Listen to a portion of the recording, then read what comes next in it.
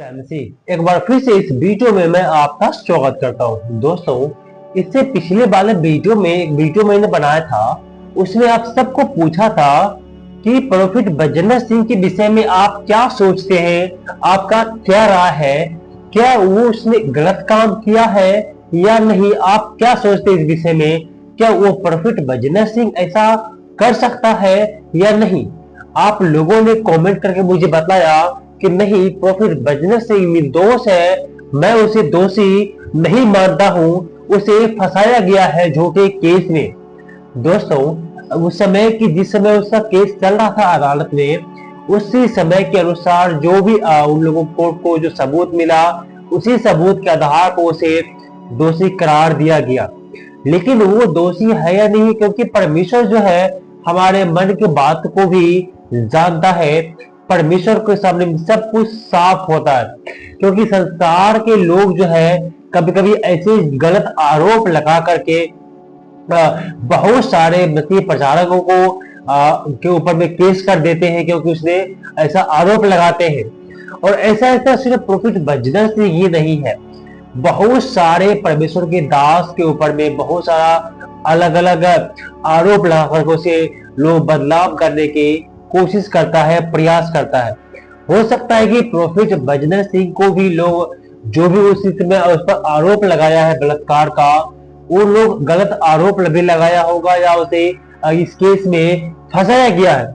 मैं भी ऐसा मानता हूं कि परमेश्वर के दास जो है वो गलत काम नहीं कर सकता, क्योंकि बाइबल में गलत नजर से देखने के लिए भी परमेश्वर ने मना करता है। अगर जो प्रभु यीशु मसीह ने कहा, अगर तुम किसी लड़की के ऊपर में, किसी स्त्री के ऊपर में गलत नियत से अगर जो देख भी लेता है, मन में विचार भी कर लेता है, तो तुम दोषी हो, तुम दोषी ठहर चुके हो।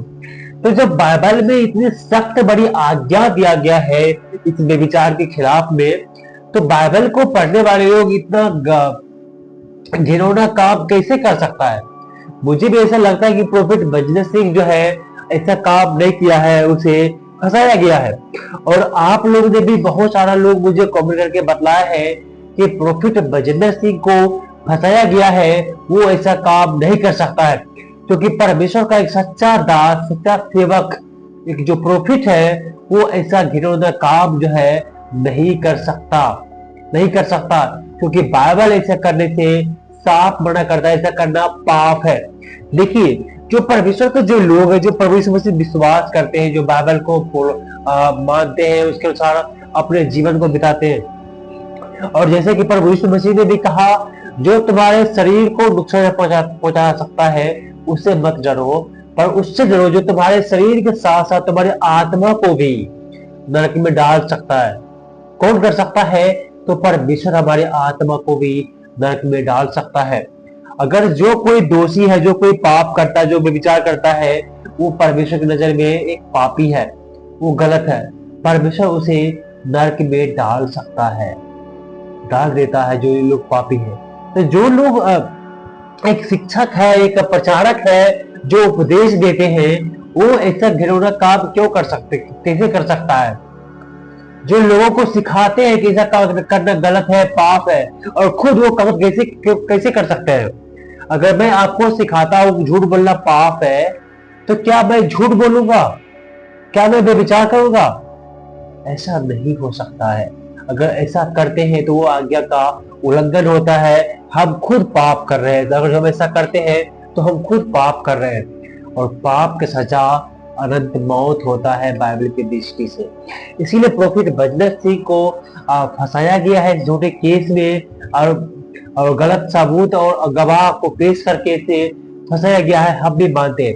देखिए, ये जो है आज से नहीं, सिर्फ प्रोफेट बजनर सिंह के ऊपर भी ऐसा सताव नहीं आया है। ये पहला भी नहीं है और ये आखिरी भी नहीं है। देखिए, बाइबल को अच्छे से जब पढ़ते हैं, गहरी रूप से जब हम उसको पढ़ते हैं, अध्ययन करते हैं, तो पहली सदी के कलीसिया को भी, पौलुस को, पतरस को, सिलास को, स्तेफनुस को, बहुत सारे परमेश्वर के दास को ऊपर में सताया गया है, अलग अलग आरोप भी लगाया गया है, अलग अलग तरीका से किसी को मारा भी, किसी को जेल में बंद कर दिया। इसे पढ़ने वाले वीडियो में मैं एक व्यक्ति के बारे में बतलाया था आपको, जिसका नाम था यिर्मयाह। यिर्मयाह एक प्रोफिट था, एक भविष्यवक्ता था। उसने जब प्रचार किया और उसने जब लोगों को बीच में प्रचार किया, उसने जो यिर्मयाह भविष्यवक्ता है, प्रोफिट है, वो प्रचार किया कि अपने पापों से मन फिराओ, वरना यरूशलेम जो है नष्ट कर दिया जाएगा, वो परमेश्वर से नष्ट कर देगा। पर पता है आपको लोगों ने क्या किया? लोगों ने यिर्मयाह भविष्यवक्ता की इस बातों को नहीं माना और उन लोग और गुस्सा से आग बगला हो गया। क्योंकि जिस समय में यिर्मयाह भविष्यवक्ता थे, जिस समय अपने वर्तमान स्थिति में, उसी समय के राजा लोग भ्रष्ट हो चुका था और वहां की जो यहूदा का जो देश था पूरा पाप में डूब गया था, पूरा पाप में लीन हो चुका था वहां के उस देश के लोग। तो परमेश्वर का जो वचन है यिर्मयाह भविष्यवक्ता के पास में पहुंचा था और यिर्मयाह भविष्यवक्ता ने लोग बीच में प्रचार किया कि अपने अपने पापों से मन फिराओ, क्योंकि नहीं तो यरूशलेम नष्ट कर दिया जाएगा। ये बातों को सुन करके लोगों को पछतावा करना चाहिए, पाप से मन फिराना चाहिए था। लेकिन पता है उसने, वहां के लोगों ने यिर्मयाह संग में क्या किया था? उसे बहुत पीटा, उसे बहुत मारा, मार मार के उसे अधमरा कर दिया और कई बार उसे जेल में बंद कर दिया, जेल में बंद किया। जैसे आज प्रोफिट बजनर सिंह को लोगों ने जेल में बंद कर दिया और उस पर बहुत सारा केस भी अभी भी चल रहा है, अभी भी तारीख हो रहा है उसको। और यिर्मयाह भविष्यवक्ता को भी जेल में बंद कर दिया था, उसका हंसी उड़ाया था, उसका मजाक उड़ाया था और उसे क्या किया था? एक कुआं में फेंक दिया था और उस कुआं में पानी नहीं था, तो कीचड़ और दलदल था। यिर्मयाह उस कुएं में फंसा रहा बहुत समय तक, बाद में वो ऊपर लाया गया। ऐसे ऐसे जो है प्रोफिट लोगों के ऊपर में, परमेश्वर के दास के ऊपर में जुर्म होते आए इस दुनिया में, इस धरती पर बहुत सारे लोग सताया गया। परमेश्वर के दास स्तेफनुस, यीशु मसीह जब मृत्यु क्रूस पर मारा गया, मरने के बाद जिंदा हुआ, जब प्रभु यीशु मसीह स्वर्ग में चला गया, उसके बाद पहला चेला था स्तेफनुस, जब प्रचार कर रहा था तो लोग उसे पत्थर मार मार करके मार दिया था। पतरस भी जब जेल में बंद था, जब पतरस को लोगों ने पकड़ करके जेल में बंद कर दिया था, तो पतरस के कलीसिया के लोगों ने क्या किया था? देखिए लिखा हुआ है प्रेरितों का 12 अध्याय 5 में, पतरस बंदीगिरी में पतरस बंद था, परंतु कलीसिया उसके लिए लो लगाकर परमेश्वर से प्रार्थना कर रही थी।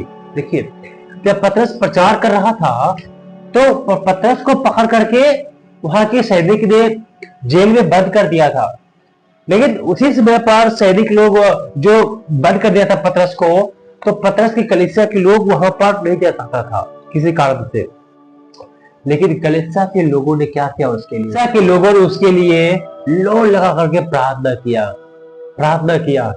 आज आप भी, ये बहुत ही महत्वपूर्ण काम है प्रार्थना करना, बहुत ही जरूरी चीज है ये प्रार्थना करना। आज आपकी प्रार्थना प्रोफिट बजनर सिंह के लिए बहुत ही ज्यादा जरूरी है। उसे जेल से बाहर निकालने के लिए, सिर्फ बाहर नहीं, उसे निर्दोष साबित करने के लिए भी आपकी प्रार्थना बहुत ही ज्यादा इंपॉर्टेंट है, जरूरी है। और मैं आप लोगों से आग्रह करता हूं कि आप सब प्रोफिट बजेंद्र सिंह के लिए व्यक्तिगत रूप से प्रार्थना कीजिए कि परमेश्वर उसे निर्दोष साबित करके वहां से बाहर निकालने का रास्ता तैयार कर सके। इसलिए आप सब जो है उसके लिए प्रार्थना जरूर कीजिएगा, क्योंकि प्रार्थना असंभव को भी संभव कर सकता है। और हम जिससे प्रार्थना करते हैं वो परमेश्वर जिंदा है, ऐसा समझिए। वो परमेश्वर जिंदा है, वो हमारे प्रार्थना को सुनता है। हमारा परमेश्वर कोई मुर्दा नहीं है, कोई मरा हुआ परमेश्वर नहीं है, वो जिंदा है, वो राजाओं का राजा है, वो प्रभुओं का प्रभु है, वो जिंदा खुदा है। और वो खुदा प्रोफेट बजिंदर सिंह को बहुत ही जल्द बाइज्जत बरी करने वाला है। लेकिन आप जो है उसके लिए लो लगाकर प्रार्थना जरूर कीजिए। आपकी प्रार्थना ही प्रॉफिट जी को बाहर ला सकता है। और प्रॉफिट भजनर सिंह भी जेल में आप सबके लिए प्रार्थना कर रहा है, आप सबके लिए प्रार्थना कर रहा है। उसको वहां समय मिला है आप सबके लिए प्रार्थना करने के लिए, क्योंकि जेल में उसे वो कोई काम नहीं है, सिर्फ प्रार्थना करना है। वो आप सबके लिए प्रार्थना कर रहा है, इसीलिए आप सब उसके लिए प्रार्थना जरूर कीजिए। और संसार के लोग अभी देखिए वर्तमान स्थिति में भी बहुत सारे चर्च पर अटैक हो रहे हैं, बहुत सारे आराधना को बंद किया जा रहा है। बहुत जगह पर आरएसएस वालों ने धावा बोल दिया, चर्च में जाकर डायरेक्ट घुस देता है, घुस करके धर्म परिवर्तन का आरोप लगाया जाता है उस मसीहत को बदलाव करने के लिए, जो कि ऐसा नहीं है। मसीही कभी भी धर्म को नहीं बदलता है। आप जिस जाति के हैं, जिस धर्म में है, वही धर्म में रह करके, वही जाति में रह करके आप प्रभु पर विश्वास कर सकते हैं। वो आपके जीवन को बदलता है, आपको मन को बदलता है, लेकिन आपको जाति और धर्म को नहीं बदलता है। ये गलत फहमी है, ये गलत आरोप है मसीहत के ऊपर में कि मसीही लोग धर्म का परिवर्तन कराते हैं। ऐसा नहीं करता है। परमेश्वर आपके जीवन को बदलता है। जो शराबी व्यक्ति, जो गुटखा खाने वाला, जो झगड़ा करने वाला, अगर जो चर्च में जा करके बाइबल को पढ़ करके अपने जीवन को बदल देता है, वो अच्छे रास्ते, वो गलत रास्ते पर छोड़ करके सच्चाई पर चलने लगता है, क्या उसका धर्म भ्रष्ट हो गया? नहीं, उसका जीवन को बदला है परमेश्वर ने। परमेश्वर हम सबका जीवन को बदलने वाला परमेश्वर है। इसीलिए प्रोफिट जी को फंसाया गया है। आप सब उसके लिए प्रार्थना जरूर कीजिए, ताकि एक समय ऐसा हो जब प्रोफिट बजनर सिंह जेल से बाहर तक बड़ी होकर के फिर से अपने परमेश्वर का सेवा वो करने लगे। और जिस यिर्मयाह भविष्यवक्ता के विषय में आपको बता रहा था, वो यिर्मयाह भविष्यवक्ता, लोग उसे बहुत दुख दिया, बहुत तकलीफ दिया, लेकिन वो हमेशा दूसरों की भलाई के लिए काम करता रहा, दूसरों की शांति के लिए परमेश्वर से प्रार्थना करता रहा, दूसरों को बचाने के लिए वो रो रहा था। जब यरूशलेम के लोग पाप से बंधे फिराए, जब यरूशलेम जल के नष्ट हो रहा था, तो यिर्मयाह रो रहा था कि मैंने आपको प्रचार किया था, आपने बात को नहीं सुना। इसीलिए वो रो रहा था। वो रोने वाला प्रोफिट था लोगों के लिए, लोगों को बचाने के लिए। इसीलिए आप सब जो है प्रोफिट बजनर सिंह के लिए प्रार्थना जरूर कीजिएगा, अपने व्यक्तिगत रूप से भी कीजिएगा और अपने कलीसिया में, अपने चर्च में भी इसके लिए प्रार्थना जरूर कीजिएगा। अगर ये वीडियो आपको अच्छा लगा है तो इस वीडियो को, चैनल को आप सब्सक्राइब करके इस वीडियो को अपने दो दोस्तों को जरूर शेयर कीजिएगा, ताकि उन लोग भी प्रोफिट बजनर सिंह के लिए प्रार्थना कर सके और प्रभु में आगे बढ़ सके। परमेश्वर आप सबको आशीष दे।